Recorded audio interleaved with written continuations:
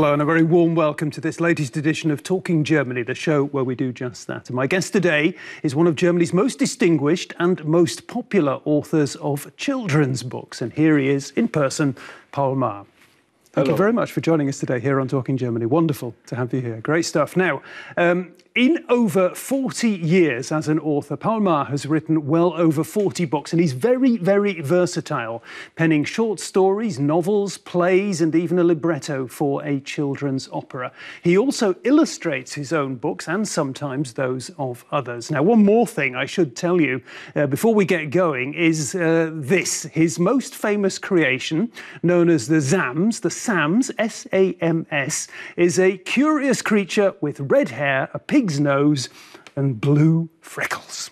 Paul Maar, I've just described the Sams. You have sold 4 million copies of the Sams book. Tell us a little bit more about the character of the Sams. Ja, dazu muss ich eigentlich anfangen. Well, I'll have to begin with the father of the Sams. When I was a child, there was an accountant who worked for my father in his small business. He was a very conventional and very shy person. Very shy, but at the same time very friendly. As a child, I became very good friends with him, and he did a lot to encourage my drawing skills. But I also often watched how he behaved when my father treated him unjustly. I could never understand why he never said, "No, boss, that's not true." He always remained silent. How old were you at the time when you were... I was 12 years old at the time. I thought, wow, if I could only make him a bit happier. But you can't do that when you're a child. When you grow up and are a writer, however, you can take that figure and bring it to life. I described him exactly the way he was. In my story, he works in an office too. I thought, now I'll do something to make you happy. First of all, I described his normal life, how miserable it was. Then I invented this fantastic creature that arrives on a Saturday, Samstag in German. Saturday, Samstag. Yeah, in Dutch, the creature is called Zatter, from Zaterdag. So the Sams comes on a Saturday and is the complete opposite of him. The way it works is that when he's shy, it becomes cheeky. When he's unable to make contact with or talk to anyone, it starts chatting to everyone. When he's afraid, it has to be brave. The Sams comes from a fantasy world. It has a face full of blue spots, like freckles. He notices almost too late that whenever he expresses a wish, a spot disappears from its face, and the wish is fulfilled. Of course, he doesn't know this, so he says things all day like, "I wish you'd sit down," or "I wish you'd be quiet," or "I wish you wouldn't bother me." He wishes and wishes, and finally realizes that the Sams has almost run out of blue spots. It's very interesting. The sense I get is that what you can do with writing is that you can take something that really happened and you can rewrite it. You can write a new version of it. Exactly. You could say that I gave life to a character that already existed. Of course, this is literature, and I garnished it a little, gave it a certain way of talking that it didn't have in reality. Of course, you have to invent experiences for the figure to make things work better, so that it can become a fuller and more beautiful character. And I mean, you're talking about a figure from your own childhood. Just to what extent has have the books that you have written, the children's books that you have written, I don't want to be too much of a psychologist, but to what extent have they been you rewriting your own childhood? Yeah. I'd have to say there that, as a child, I never really had any children's books, nor did I read any. In a way, I'm trying to work out certain things about my childhood through my books. But I don't want to make it too specific, too individual, so that people think that I'm just talking about myself. Childhood experiences can be an almost endless source of inspiration. It's very interesting that the Sams books, I mean, they've sold 4 million copies in Germany. There have been 3 movies made out of them. It's incredibly successful. But the feeling I have when I read the Sams books is that the atmosphere they're taking place in is sometime a long, long time ago, maybe in the 1950s or something like that. It's not today. Yeah. Das stimmt. Das erste Sams Buch ist ja auch schon geschrieben That's right. in den 60er Jahren. I actually wrote the first Sams book in 1960, and it was influenced by my childhood around 1950. When we shot the first Sams film, where I co-wrote the script, we thought hard about what sort of an environment it would take place in. Should it be a modern city? No. We called it poetic realism.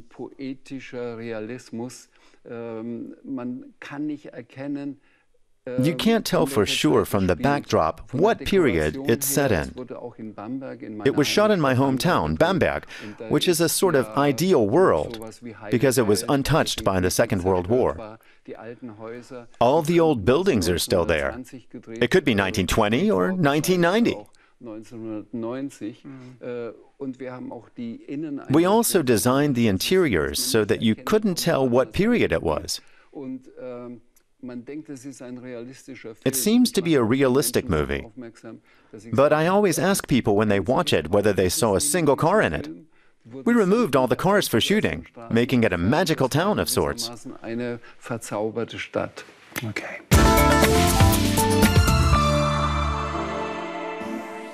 Paul Maar, let's go right back to your early days, and let's go back to your grandfather. He was a very, very important person for you. An inspiration. Ja. Ich muss erzählen, mein Großvater hatte einen I have to tell you a story. My granddad owned a country guest house, the sort you find in Franconia. But he also had a second profession. He was a cooper. In other words, he made barrels. And he was also a gifted storyteller. His guest house was always full because people would come from miles around to hear another one of his stories. Another funny tale by Herr Mattenheimer. That was his name. I always used to love to hear his stories and started to understand how they were constructed. If we'd been to the village together during the day, I knew what had gone on. But that evening in the guest house, I heard his version.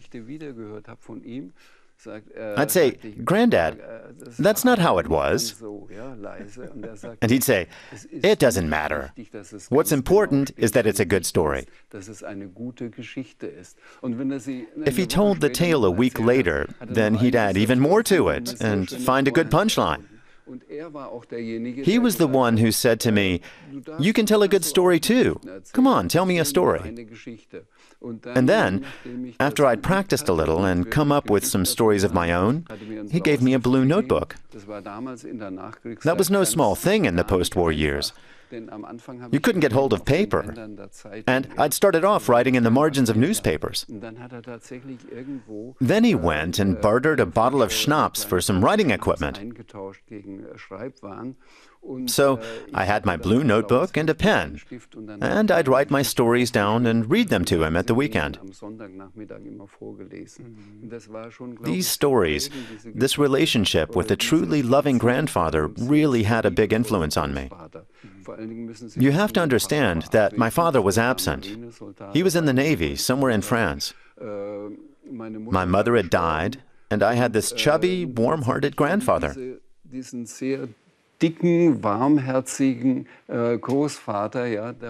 There was a lot of him, both inside and out. And he took me under his wing in a difficult time and helped me develop. I grew up in Schweinfurt in the post-war years. It was an industrial town that was important for the war effort. So it had been bombed at least once a week. I remember spending a lot of time sitting in air raid bunkers. The bombs were falling outside, the building was shaking, and the lights went out. How did that feel? I was a frightened child. My father remarried and went off to war again, and I had a new mother. When I saw her lighting a candle with her fingers shaking, the grown-up's fear spread to me as a child. Eventually, she said she'd had enough of Schweinfurt and wanted to go home. She left the house, locked everything up, and went back to the countryside. And I got this grandfather. At first, I was still very disturbed. I had all these tics. I used to wind up my hair, chew off my fingernails, and things like that. But my grandfather's loving care brought me out of it. Nowadays, I don't feel like I have to overcome any trauma or anything. That was the turning point in my life. Mm-hmm. So that's the power of the personality of your grandfather. It's also the power of storytelling. But just, there was another little episode in there, because I know when your father came back from being in a prisoner of war camp, he looked at you and he could see you sitting there with a book like this and writing away, and he said, that's the end of that. I have no time for that whatsoever. He was a handyman in the traditional sense.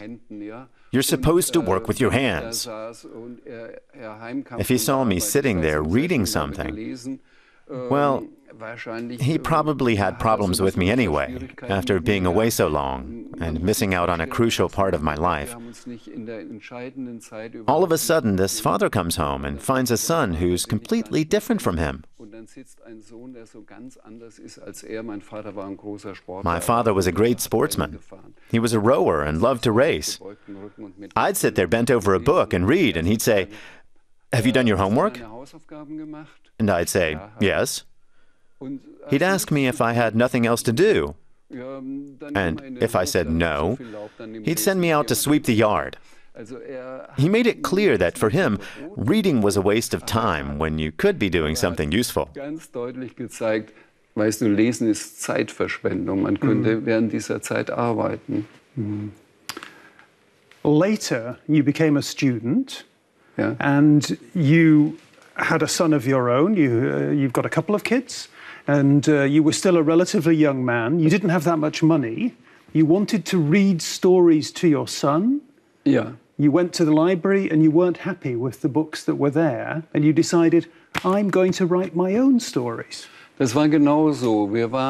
That's exactly how it was.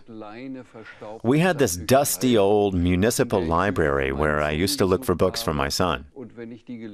I'd read them and realize they were still full of the spirit of the Third Reich. These days, if kids get together, they call it a gang. Back then, in those books, they used a word, Fähnlein. It's an expression like a military unit. I didn't want to read stuff like that to my son. So I decided it would be easier to write them myself. That's how my first children's book came about.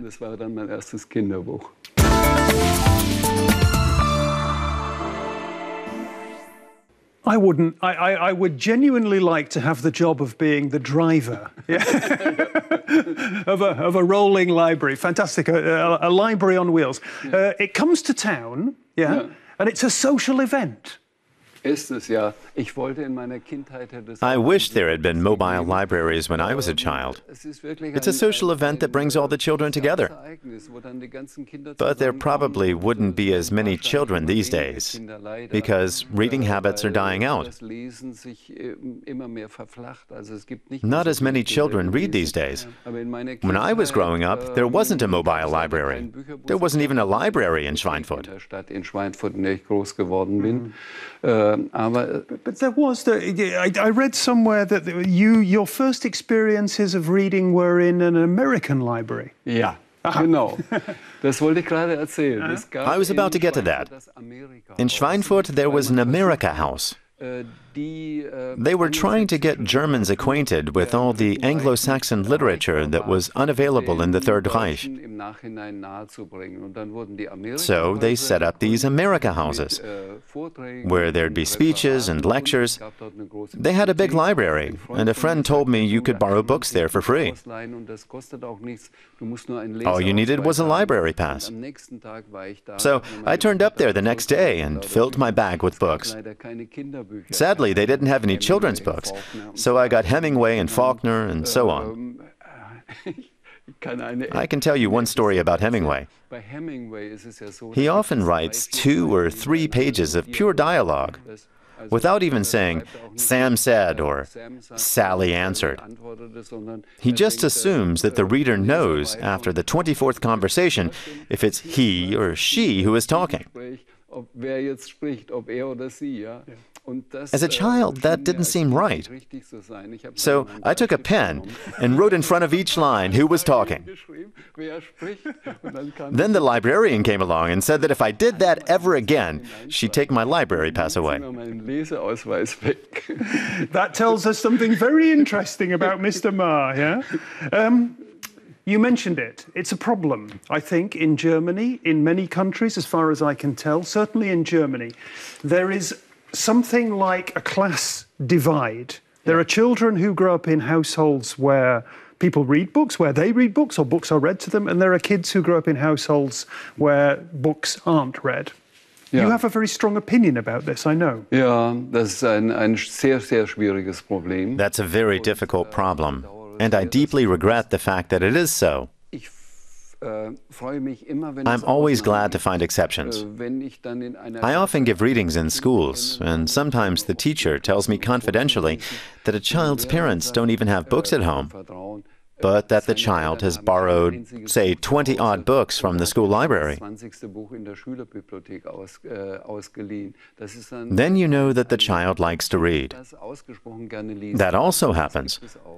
But of course, children whose parents encourage them to read, because they read themselves and are from a different social class, those children have better chances in life because they've grown up with books.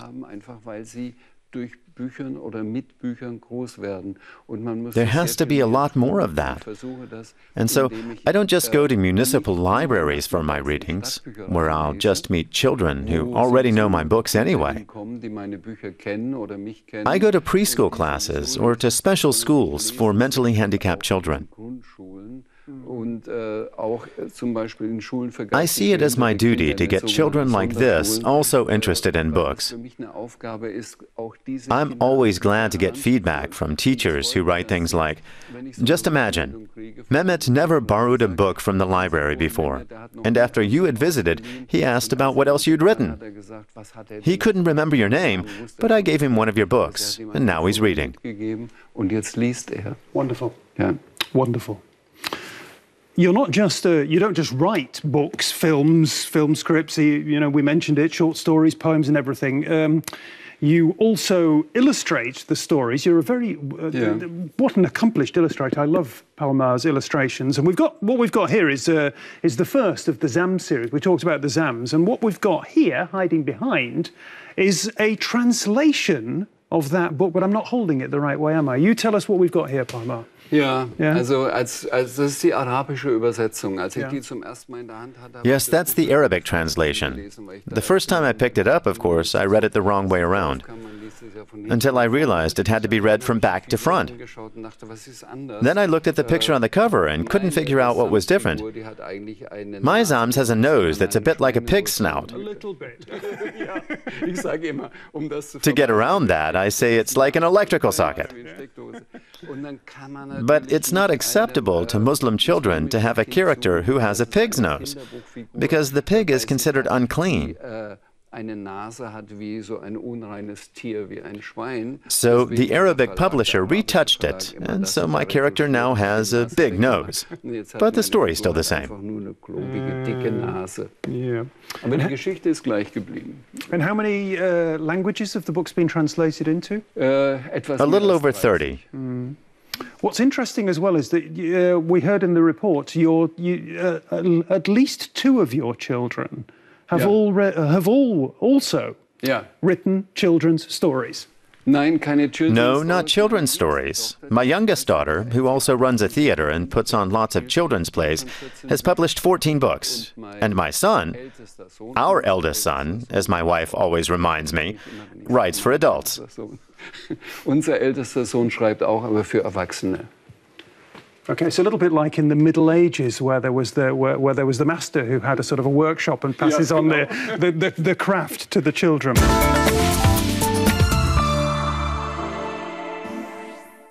If you haven't been to Bamberg and you come to Germany, you must go to Bamberg. It's a place I really, really love. Paul Maar is nodding, yeah? 70,000 people live in the city, 2 million tourists each year. That's a lot of tourists. Ja. Wenn Sie am Samstag durch Bamberg gehen, yes, if you walk through Bamberg on a Saturday, then you have to brace yourself to get through the crowds of Japanese and Italian tourists that fill the town. The best thing is to not go into town at all then, or just go to the less touristy places in the old part where only the locals go. You know where the places are. And your relationship, we've talked a lot about your childhood, but your relationship to Bamberg really started in your childhood. Yeah. And you had a really, I think it's true to say, a really warm feeling for the city. Yeah. Das hängt damit zusammen, dass die Schwester That's because my mother's sister, or rather my stepmother's sister, lived in Bamberg, and I always got to go to Bamberg in the holidays, for 1 week at my aunt's. Eine Woche zu der Tante Anna. It was a good combination. The sun was always shining because it was the summer holidays, and I got ice cream, which I was rarely allowed in Schweinfurt. I didn't have to go to school, so I could do whatever I wanted.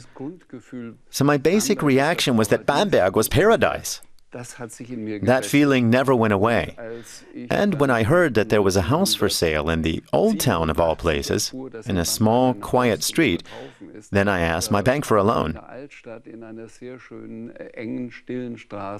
It worked out, and we were able to buy the house. Dass sie mir einen Kredit gibt. Sie sagten ja, das haben wir hingekriegt und wir haben dann dort ein Haus gekauft. And you still live there, yeah? You live inside the city centre, in the old city centre of beautiful Bamberg. You don't work there, though. You work somewhere else, and that's a very interesting location. Ja, also ich arbeite... I work... Also ich fange mal anders. Or rather, let me start again. Wenn ich in Bamberg bin, wir haben sehr viele Freunde. We have a lot of friends, and the phone is always ringing. If I'm working in Bamberg or have just come up with a particularly nice sentence and start to write it down, then the phone rings or someone drops by to visit. So I have to get away somewhere to write. We found an orangery out in the Franconian countryside, on the grounds of a little palace. Schloss Birkenfeld. Schloss Birkenfeld. What is an orangery? Orangerie, das ist ein Raum mit großen... An orangery is a room with big windows where the counts, who still live there, put their palms and orange trees for the winter. There's even a servant who's responsible for running the old heater to make sure it's warm enough inside. And you have an orangery? Die haben wir gemietet. Okay. We just rent it. It doesn't belong to us. It's from the 18th century. The orangery was very run down, and the big windows had been walled up. It was being used as a stable for horses. When we rented it, my wife said, "Why in heaven's name have you rented a stable?" But we renovated it and put back the old windows, and now it's a wonderful, bright room, perfect for drawing, painting, and writing. And there's a forest nearby. I just have to walk 100 meters to get to it. If I ever have a little writer's block, which does happen, then I go for a ramble in the woods. It takes about an hour or 50 minutes if I hurry. When I get back, I usually know what it is that I want to write.